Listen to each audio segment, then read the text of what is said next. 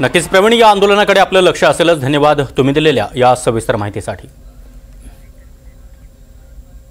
तर राज्य सरकारकडून 11,000 कोटींचा अतिरिक्त निधी मंजूर करण्यात आलाय। 8,000 कोटी आतापर्यंत वितरित झाल्याचं मुख्यमंत्री फडणवीसांनी सांगितलंय।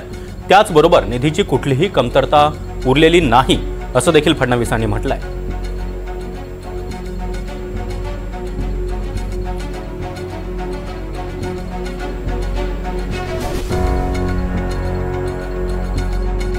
मंत्रिमंडळाच्या बैठकीत अजून 11,000 कोटी रुपये रिलीज करण्याला मान्यता देण्यात आली।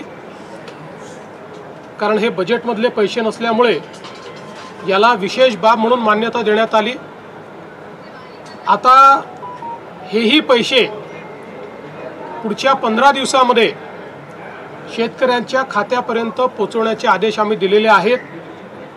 आत्ता जो काही निधी गेलेला आहे हा वेगवेगळ्या जिल्ह्यांमध्ये वेगवेगळ्या पद्धतीने गेलेला आहे।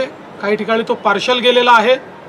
याचं कारण आम्ही एक निर्णय घेतला होता की जशा याद्या येतील तशी मान्यता द्यायची, सगळ्या याद्यांकरता थांबायचं नाही। त्यामुळे कोणी हे कन्फ्युजन ठेवण्याचं कारण नाही की आम्हाला तर जे काही NDRFचे पैसे होते ते मिळाले पण 10,000 मिळाले नाहीत, आम्हाला 10,000 मिळाले पण 3 हेक्टरचे मिळाले नाहीत।